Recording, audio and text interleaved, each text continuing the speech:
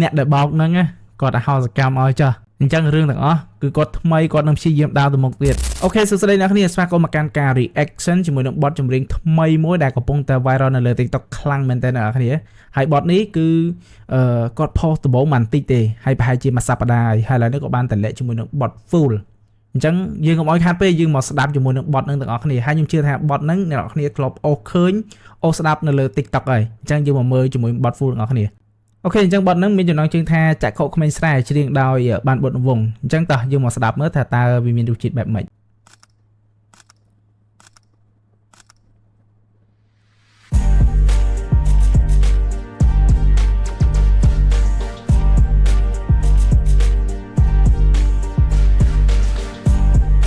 ភ្លេងលយអ្នកនរគ្នាភ្លេងស្ដាប់មកឡើងឈៀលហ្មង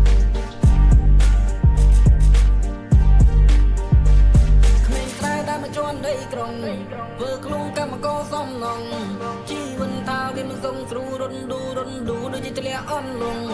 đây chơi riêng cay mình sân lòng rừng lang mình cái bài cho tòng bạc này về để tranh pi mong sân lăng chung bình luôn không thể bao xi mong cái điều gì mày trong trong clan chia đà ra prang chung tiêu nơi cái like vừa cả giờ sau tao tao tay trong nơi đây cho về đâu mình lột họ bỏ tấm lông theo xe là cho đi mình nghe chắc cái đây sau mày mua cho mùi play mua cho mùi đòn tây mình đây cả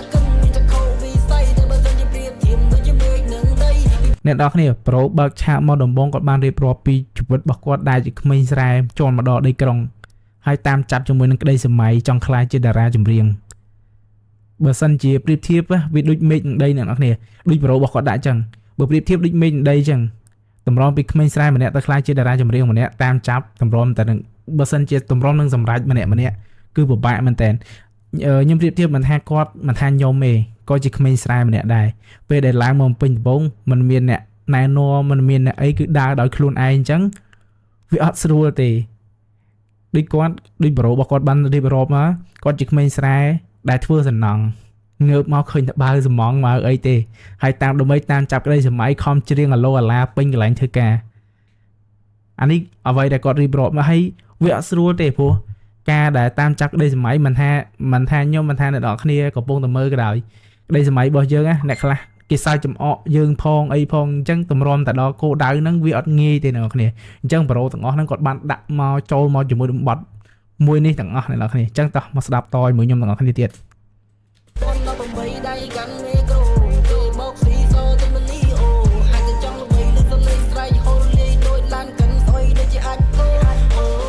គាត់ចាប់ដើមពី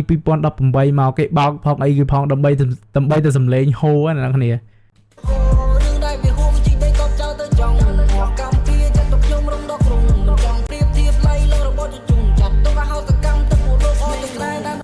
អ្នកដែលបោកហ្នឹងគាត់ឲ្យហោសកម្មឲ្យចាស់អញ្ចឹងរឿងទាំងអស់គឺគាត់ថ្មីគាត់នឹងព្យាយាមដើរទៅមុខទៀត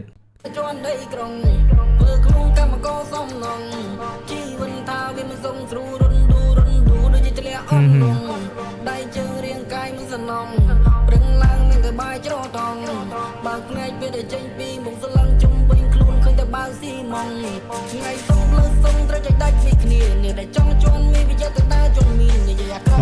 មិនចេះតែស៊ីមកទៅបងលឺអត់អាចវិញពួកអាគ្មានតែប៉ុនបងអើយថាមិនចង់និយាយព្រោះនិយាយទីអត់និយាយចេញមកលខេលខាងដូចតែមកចេញពីព្រៃព្រោះប្រជិតនេះស្លាប់ព្រោះដោយសារស្រីគុំធ្វើជារឹកលុយវិយតែញិចដូចចៃពេលនេះថាមិនដូចពីមុនព្រោះចង់ជន់ខ្ញុំមិនលើវាសោចលេងសំជីវិតឡើងរដែតពោផងមិនតែពួកវាវិញហិតកៅច្រថងដៃខ្ញុំកំកំប៉ុងកោកាយមនុស្សអចាគេបែកមកពេញងងនេះឬជាទង្វើនេះធ្វើឲ្យដេកចាំមើលវាស៊ីមីកំពុងថ្ងៃនោះឆ្នាំមុនថ្ងៃនឹងមកខ្ញុំខំប្រឹងជីវិតទៅយ៉ាងណាអូខេអ្នកនរគ្នាអញ្ចឹងអ្នកនរបានស្ដាប់ហើយបើកខាងមកដំបូងក៏បានរៀបរាប់ពីខ្សែជីវិតរបស់គាត់ហើយឥឡូវនេះធ្វើត្បិតថាមិនតន់ជោគជ័យខ្លាំងក៏គាត់បានបង្ហាញថានេះអ្នកដែលធ្លាប់មើលងាយគាត់ឥឡូវឃើញអត់ឥឡូវដល់ណាយដូចប្រូរបស់គាត់នៅហិតកាយជាអត់ថងឡាយទេត្រូវហ៎លក្ខណៈអញ្ចឹងអ្នកគ្នាតោះឥឡូវស្ដាប់តទៀត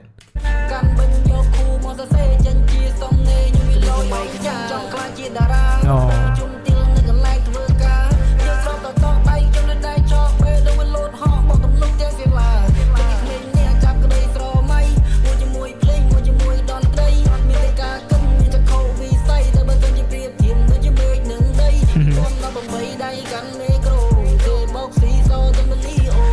សលីអូទេអ្នកគ្នា ស្រ័យហូលលាយដូចឡានកិនស្អុយដូចជាអាចគោ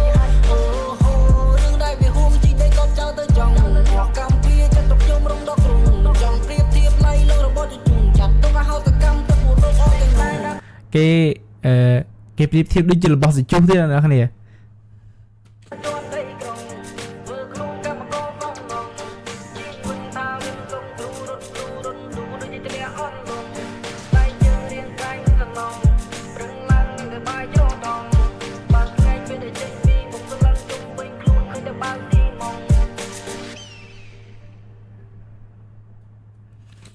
អូខេអ្នកនរគ្នា